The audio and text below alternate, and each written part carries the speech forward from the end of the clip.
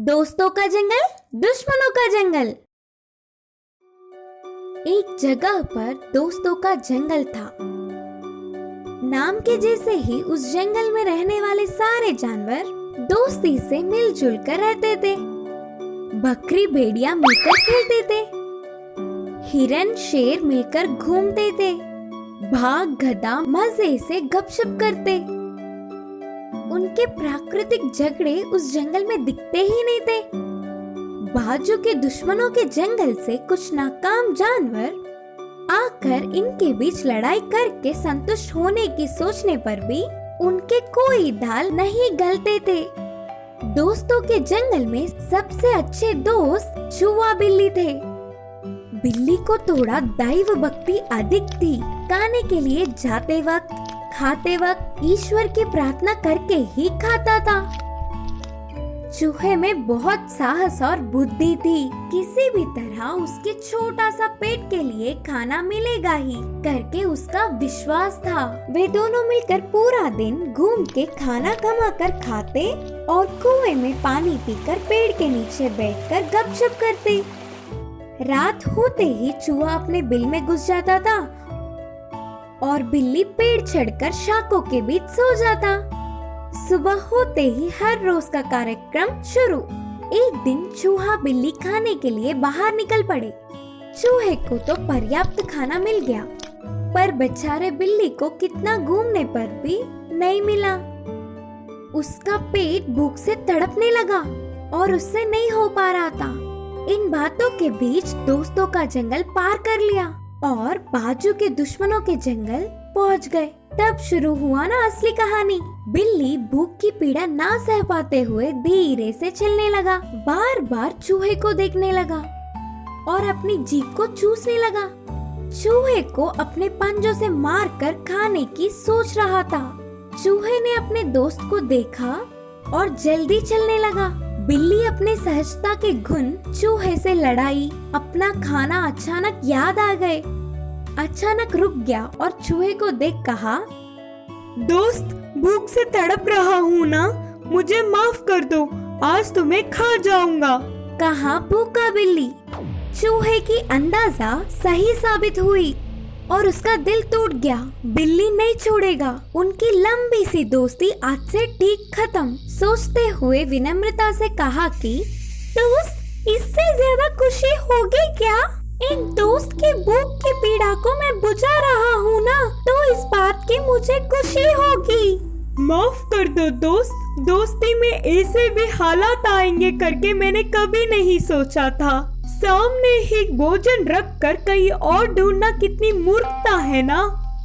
अच्छा चलो ठीक है, शुरू करो। तुम्हारी आदत के अनुसार भगवान से प्रार्थना कर लो, फिर मुझे खाने में खाकर अपना पेट भर लो। चूहे ने बहुत ही दया से कहा। दोस्त की अच्छे मन से बिल्ली खुश हुआ। बहुत समय से चूहे की दोस्ती में मांस को छुआ तक नहीं। आज उसकी इच्छा पूरी होगी करके खुशी से आंख बंद करके ईश्वर से प्रार्थना करने लगा और कुछ देर बाद आंखें खोले तो सामने चूहा नहीं था। अचानक से बिल्ली चौंक गया। दोस्त, कहाँ हो? बोलते हुए जोर से चिल्लाने लगा। तब तक ही बिल में घुसने वाले चूहे को देख गुस्से से कहा, विश्वास करके धोखा दिया ना मुझे, धोखेबाज। अच्छा, तो तुम कुछ कम थे क्या? हमारी लंबी सी दोस्ती भूलकर भूख में दोस्त की बलि चढ़ाने वाले थे। ये धोखा नहीं क्या? तुम्हारी असलियत तुमने दिखा दी दोस्त। अब मैं चलती हूँ, अब मैं चलता हूँ। बोलते हुए बिल में घुस गई। चूहे की बुद्धि से बिल्ली सदमे में आ गया। इस कहानी की सीख है कि दुश्मनों से दोस्ती सदैव खतरा ही लाता है। गधे ने शेर को लात मारी। एक जंगल में एक शेर रहता था। उस शेर को अपने भलों का बहुत ही घमंड था। जंगल में रहने वाले सारे जानवरों से काम करवाता था। वह अपनी मर्जी का मालिक था। बिना किसी के रोक से जंगल में महाराज की हुकूमत चलाता था। उसके ऐसे रहते उस शेर के रहने वाले जंगल में एक बार बहुत कमी आ गई। उस कमी को ना झेल पाते हुए सारे जानवरों ने सब कुछ लेके अपने अपने रास्ते देख लिए। जानवरों के महाराजा है तो क्या, शेर को खाना जीना ऐसे ही आ जाएंगे। बाकी जानवरों के रहने पर उनमें से किसी न किसी एक को निगल कर खा के अपनी भूख बुझा लेता। अब तो वो भी नहीं, एक जानवर तक अब उस जंगल में नहीं है। फिर भी जिद पकड़कर उसी जंगल में कुछ दिन जैसे तैसे रह गया, लेकिन भूख ना सह पाते हुए दूसरा जंगल चल पड़ा। उस जंगल में एक भेड़िया, गधा, बैल मिलकर दोस्ती से रहते थे। उनके भूख अलग अलग होने पर भी मिलजुल कर रहते थे। उनके साथ शेर शामिल हुआ, पर दूसरी जंगल आने पर भी उसने अपनी घमंड नहीं छोड़ा और कहा, इस जंगल का राजा भी मैं ही हूँ। भेड़िया, बैल और गधा ना मानने पर उनके साथ एक समझौता किया और कहा, ठीक है, फिर कोई भी खाना मिलने पर सब एक समान बांटकर खाएंगे। इससे बाकी भी मान गए। पहले उसे उनमें शामिल होना था, फिर से बाद में समय देख उनकी खबर लेने की शेर ने मन ही मन सोच लिया। एक दिन खाना मिल गया। दोस्त, इस खाने को सबको एक समान बांटो करके शेर ने बैल से निवेदन किया। खाने को 4 भागों में बांटा।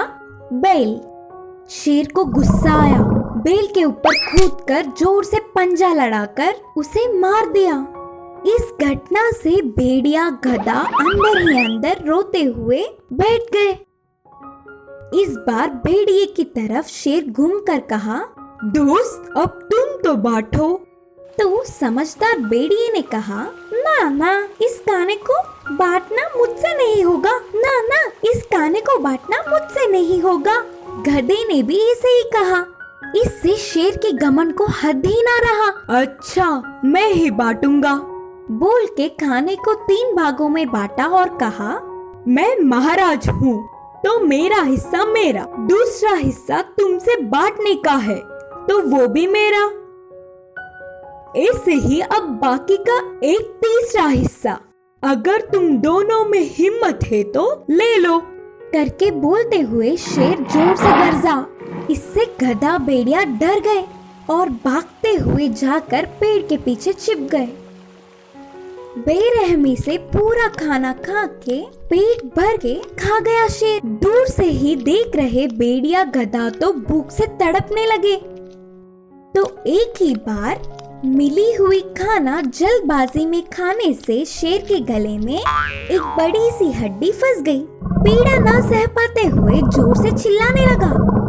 उस पीड़ा से वह एक कदम भी नहीं बढ़ा पाया और वही गिर पड़ा। शेर की हालत देख भेड़िया, गधा बहुत खुश हुए।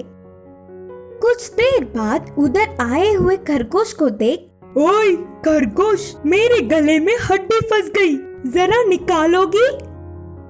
शेर को देखते ही एक झटके में खरगोश उधर से भाग गई।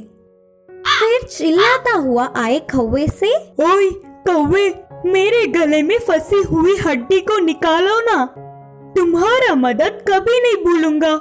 उस शेर के बारे में जानता हुआ कौवा बस हंस पड़ा और उधर मिली हुई मांस का टुकड़ा लेकर मुंह में लेकर उड़ गया।